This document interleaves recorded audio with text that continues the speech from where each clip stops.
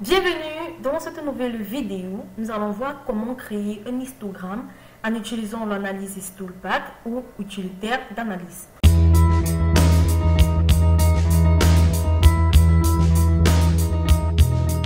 Dans cet exemple, nous allons apprendre à créer un histogramme dans Excel.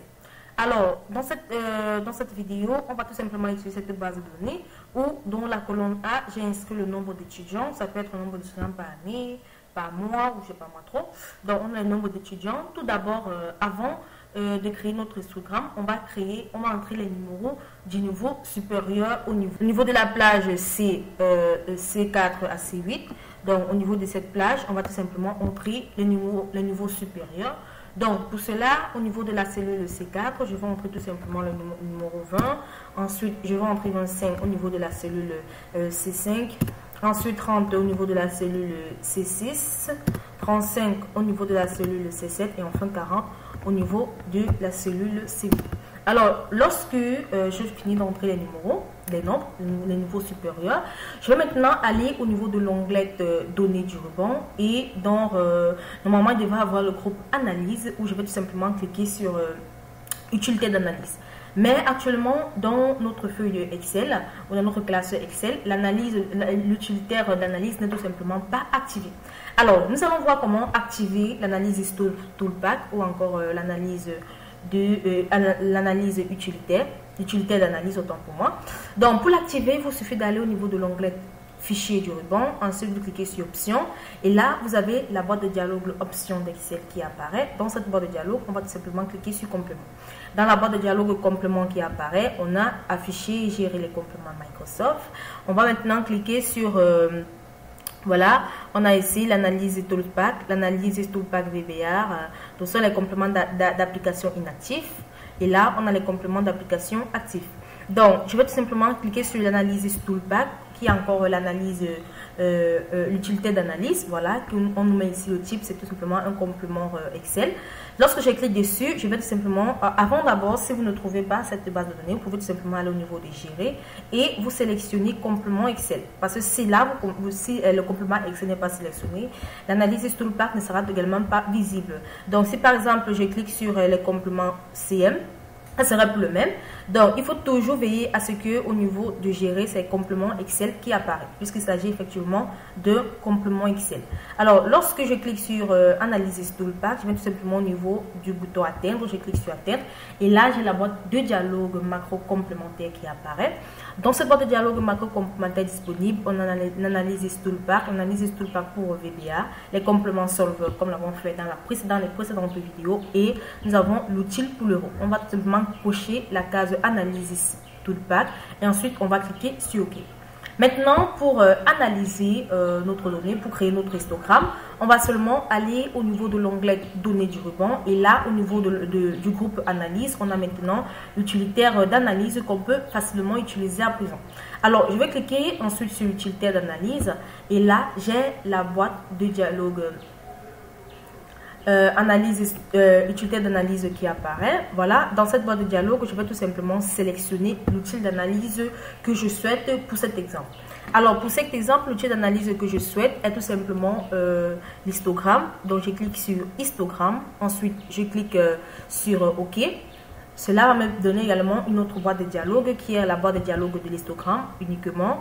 Au niveau des paramètres d'entrée, je vais tout simplement entrer la plage de A2, donc c'est-à-dire toutes les plages, le nombre des étudiants, puisque c'est avec cette base de données que je veux tout simplement créer l'histogramme. Donc au niveau de la plage d'entrée, je sélectionne de la plage A2 à A19. Ensuite, au niveau de la plage de classe, je vais tout simplement sélectionner la plage supérieure que j'ai entrée, donc c'est-à-dire de C4 à C8. Ensuite, je vais tout simplement laisser la case non cochée intitulée présent. Au niveau des options de sortie, je vais tout simplement cliquer sur la plage de sortie. Voilà.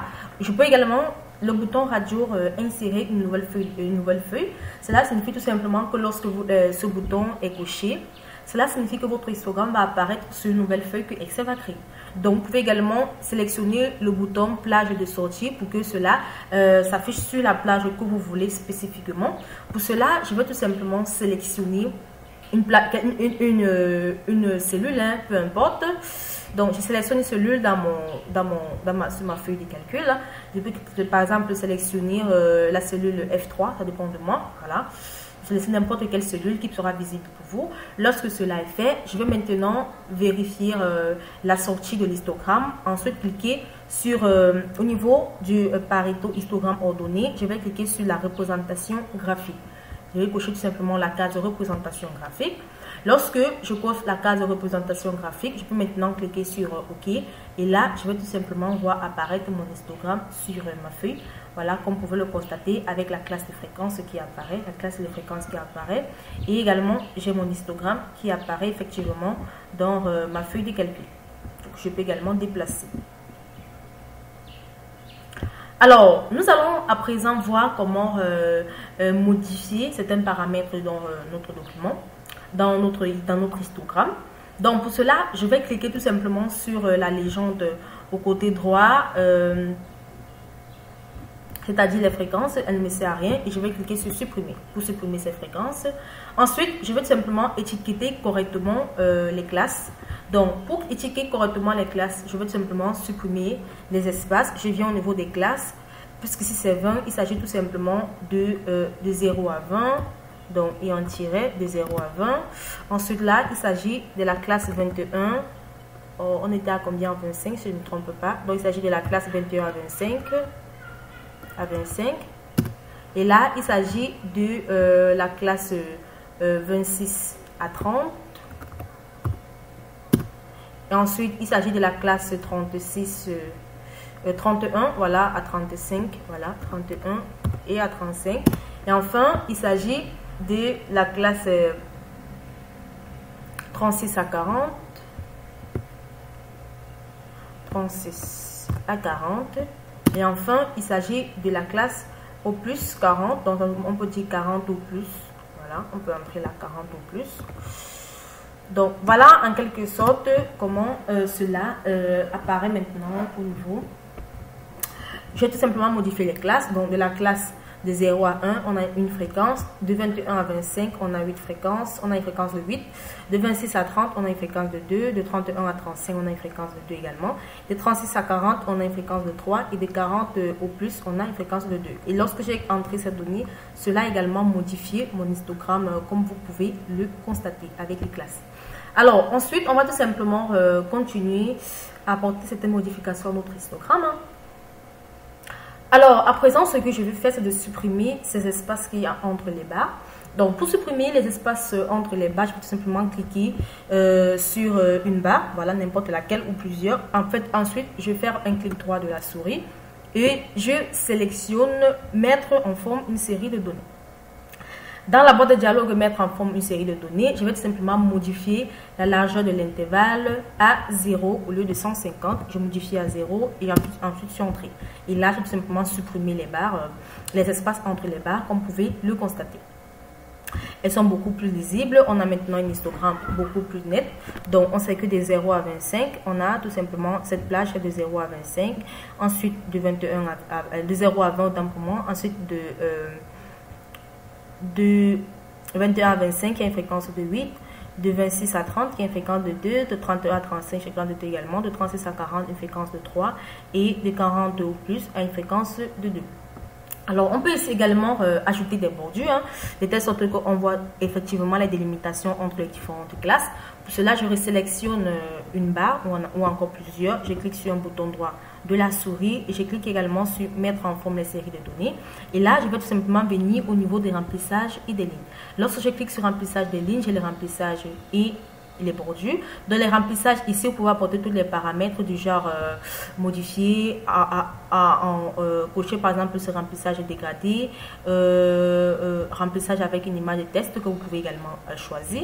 Donc voilà en quelque sorte les différents types de remplissage que vous pouvez apparaître, que vous pouvez entrer. Maintenant, ce qui nous intéresse à ce niveau, c'est la bordure. Nous voulons afficher une bordure. Donc pour cela, au niveau de la bordure, on va tout simplement cliquer sur on va sélectionner au niveau de la bordure automatique, on va sélectionner un trait plein.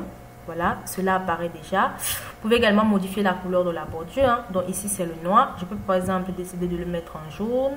Je sélectionne le jaune. Et là, la bordure va tout simplement apparaître en jaune. Donc le noir était beaucoup plus visible. Donc voilà en quelque sorte comment les bordures...